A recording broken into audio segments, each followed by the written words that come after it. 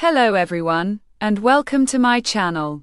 Here, I mainly post reviews on literature and books, though I may gradually create content related to music and films as well. Today, I want to review a book I recently read. Its title is Middlesex, a Pulitzer Prize-winning novel that I consider a 21st century masterpiece of transnational literature.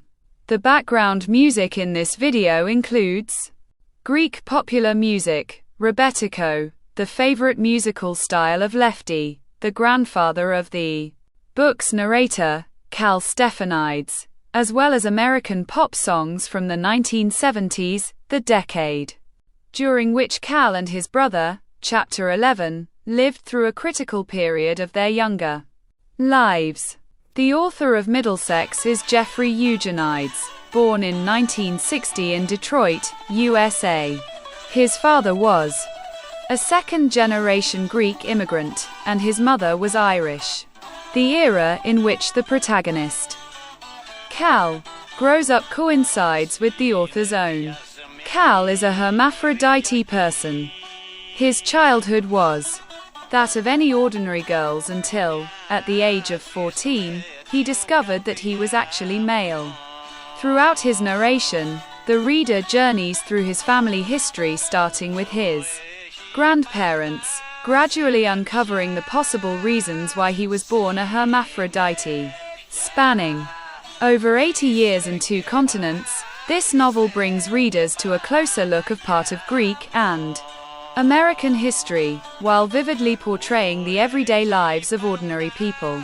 This novel not only chronicles American history from the 1920s to the 1970s, but it also integrates Greek and American cultural elements, and boldly discusses gender identity issues.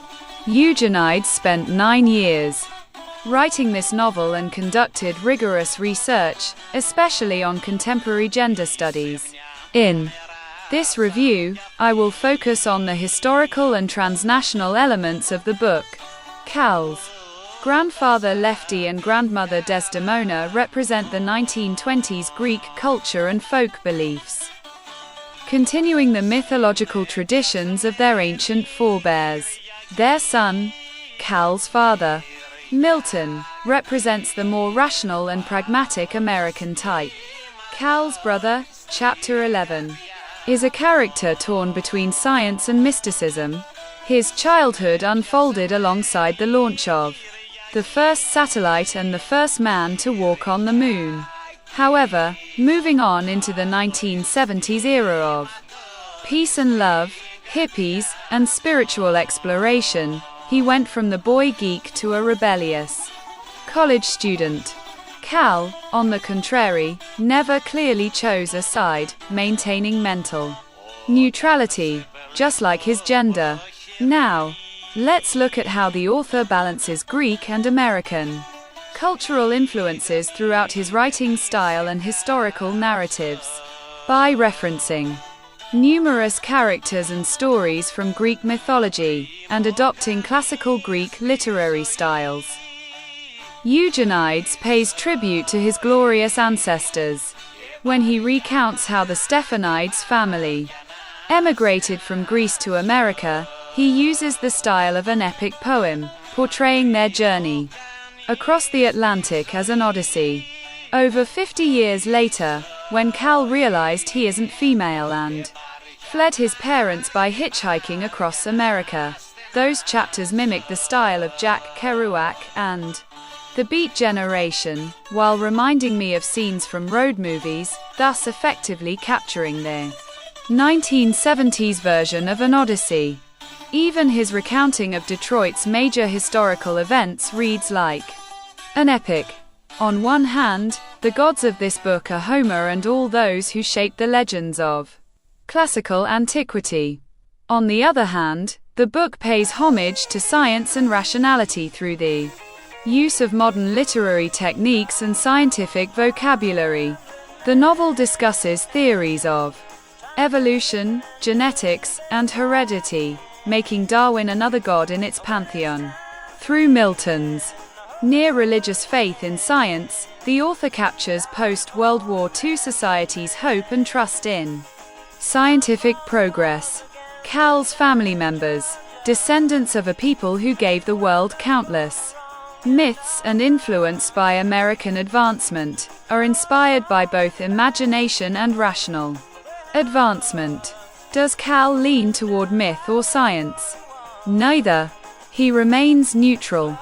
Now let's talk about how this book vividly portrays American history from the 1920s to the 1970s.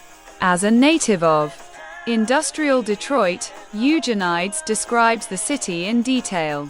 He vividly portrays Cal's grandfather's daily life at the Ford Motor Company in the 1920s, depicting the routine of factory workers at the time.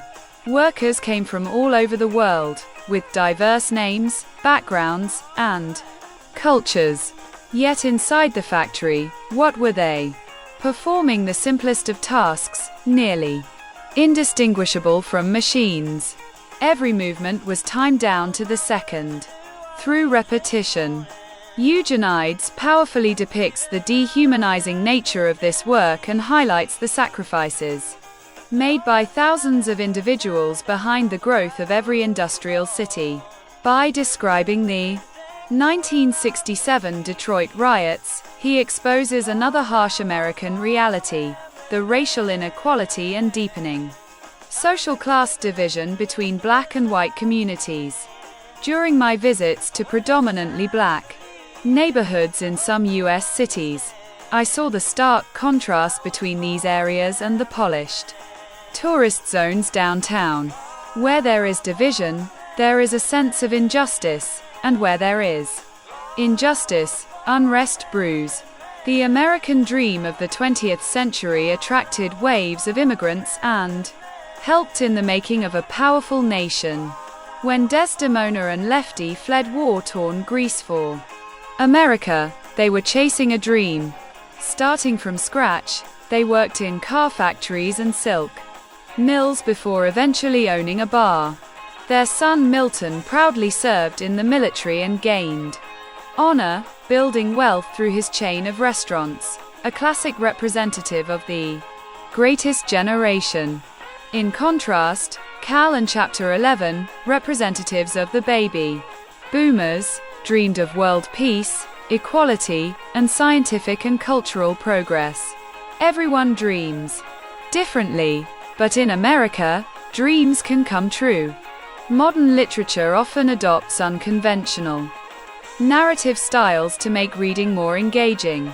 But in Middlesex, what I admire most isn't just its style, it's the transnational perspective it embraces.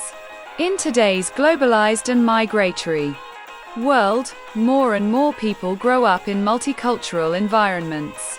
Artists who live within these overlapping cultures often create works that those limited to a single cultural context cannot.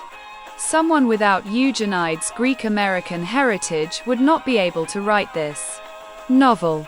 Speaking of 21st century transnational literature, I must mention The Brief Wondrous Life of Oscar Wilde by Dominican-American writer Junot Diaz, which also won the Pulitzer Prize.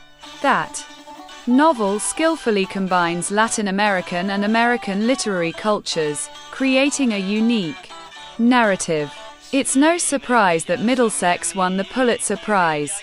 Its vivid portrayal of 20th century history, people's inner thoughts, and the most taboo, non-binary, corners in major cities, along with its advocacy for diversity and inclusion, make it one of the finest quasi-realist novels of the 21st century. It is very likely one of the best books I read this year.